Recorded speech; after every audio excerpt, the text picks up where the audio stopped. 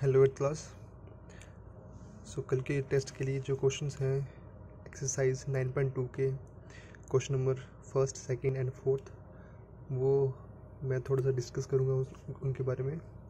और simple questions हैं, multiplication पे ऊपर डिपेंड है।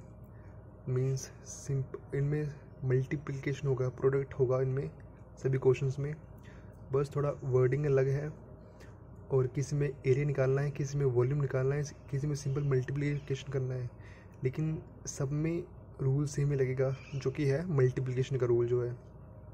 ठीक है, तो फर्स्ट क्वेश्चन हम पहले देखते हैं। फर्स्ट क्वेश्चन की स्टेटमेंट है, find product of following monomials. ये जो मोनोमियल्स हैं जो कि हर क्वेश्चन में दिए हुए हैं, इनका प्रोडक्ट फाइंड करना है। प्रोडक्ट के लिए हमको 2 या 3, एटलीस्ट कम से कम 2, हर क्वेश्चन में 2 मोनोमियल्स दिए होंगे, क्योंकि 2 होंगे तभी प्रोडक्ट होगा। ठीक है, और किसी में 3, 4 कितने हो सकते हैं, लेकिन मिनिमम 2 मोनोमियल्स दिए होंगे हमको हर क्वेश्चन में, उनका हमको प्रोडक्ट फाइंड आउट करना है। ठीक है, तो फर्स्ट जो पार्ट है उसका देखते हैं। फर्स्ट पार्ट है ये कि 4,7p। सो एक जो है वो सिंपल डिजिट है और एक जो है वो डिजिट के साथ एक अल्फ़ाबेट भी है, 7p है। ठीक है, और एक बस 4 है।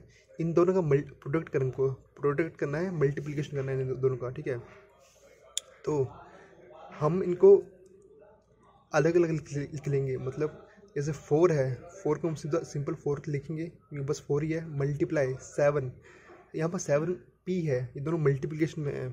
ठीक है, तो इसको हम मल्टीप्लिकेशन में लिख देंगे फिर से, मतलब थोड़ा एक्सपेंड कर देंगे। ठीक है, ताकि हमको सिंप्लीफाई हो जाए। ठीक है, ये मल्टीप्लिकेशन में था पहले भी, अभी मल्टीप्लिकेशन में ही है, लेकिन बस सिंप्लीफाई करने के लिए रिजल्ट को।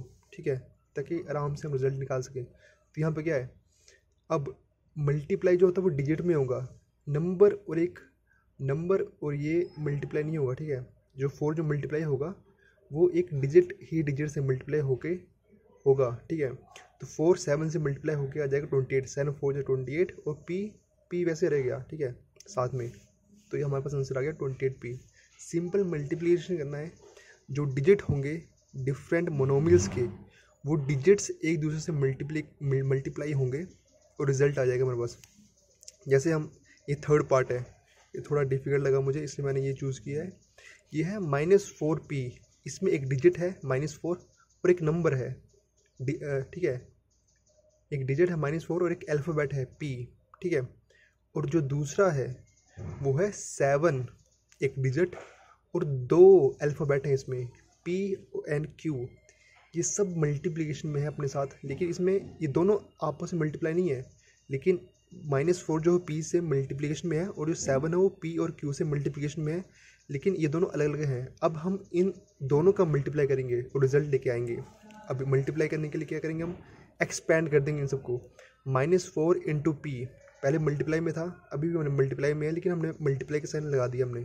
ठीक है, नहीं भी लगाओगे तो कुछ नहीं है, मेन जो है वो ये मल्टीप्लिकेशन का साइन है। -4p 7pq से मल्टीप्लाई होगा, तो बीच में मल्टीप्लाई का साइन आएगा, और आगे 7pq। ठीक है, अब डिजिट से मल्टीप्लाई होगा। ठीक है, मतलब एक नंबर से मल्टीप्लाई होगा, और जो अल्फ़ाबेट है वो अपने अल्फ़ाबेट के साथ मल्टीप्लाई होंगे। ठीक है, तो हमने ये ब्रैकेट में लिख लिया क्या, -4 इंटू 7। ठीक है, -4 लेके आए और 7 दोनों डिजिट हैं, इन दोनों का हमने मल्टीप्लाई कर दिया और ये ब्रैकेट में लेके आए। ठीक है, मल्टीप्लाई, अब जितने भी ये अल्फ़ाबेट हैं वो हम एक ब्रैकेट में लेके आए इनको, p into Q into P. ठीक है, अब 7 - 4 इक्वल्स टू -28। ठीक है, अब यहाँ क्या है, 2p है, p इंटू पी, तो क्या हो जाएगा, ये p² हो जाएगा, p², और q जो सिंगल है तो q सिंपली आ गया, p इंटू p² हो गया। जितने भी सेम अल्फ़ाबेट मल्टीप्लाई होंगे उतना ही पावर में आपके पास उतना बढ़ता जाएगा। 2 है, p into P, 2p multiply हुए तो p पावर 2। ठीक है, 3 होते, p इंटू p होता तो p पावर 3 हो जाता। ठीक है, ये सिंपल मैथ का रूल होता है। मान लो कि 2 इंटू 2 क्या होता है, ये 4 लिखते हैं हम, ठीक है। लेकिन हम इसको ये भी लिख सकते हैं 2 पावर 2, ठीक है। 2 पावर 2 कितना आता है, ये 4 होता है। तो मैथ का रूल होता है ये, ठीक है। तो p इंटू पी, आप सिंपल पी भी लिख सकते हैं इसको, लेकिन पी स्क्वेयर भी लिख सकते हैं। तो पी स्क्वेयर जो होता है वो ज़्यादा करेक्ट होता है दिखने के लिए, मतलब देखने में अच्छा लगता है वो। ऐसे आप पी भी लिख सकते हो, लेकिन अगर 4p है, p into P into P into P, तो आप इनको अगर पी लिखोगे, ठीक है, करेक्ट तो ये भी है, लेकिन हम इसको p पावर 4 लिखते हैं। तो इस सिंपली इससे हमें पता चल जाता है कि 4p मल्टीप्लाई में है, ठीक है। तो ये इसलिए हमने p स्क्वायर लिख दिया, ठीक है। अब नेक्स्ट हमारा फोर्थ पार्ट देखते हैं हम। वो है कि 4p cube minus 3p equals to, अब 4 इंटू p3, ठीक है। p3 मतलब 3p है, 4 into P into P into P, ठीक है। मल्टीप्लाई, इन दोनों मल्टीप्लाई करेंगे तो मल्टीप्लाई, ये मेन मल्टीप्लाई है, मल्टीप्लाई माइनस 3 इंटू पी, ठीक है। अब डिजिट 4 इंटू -3, और जो अल्फ़ाबेट है अपने साथ p इंटू पी और इंटू पी, ठीक है। अब आ गया 4 इंटू 3 -12, 4 इंटू -3 -12, और 4p है ये, तो p पावर 4, ठीक है। ये हमारे पास रिजल्ट आ गया, ठीक है। अब हम देखेंगे हम सेकंड क्वेश्चन क्या है। सेकंड क्वेश्चन भी सेम ही है, बस थोड़ी सी स्टेटमेंट अलग है। स्टेटमेंट क्या है, फाइंड एरिया ऑफ रेक्टेंगल।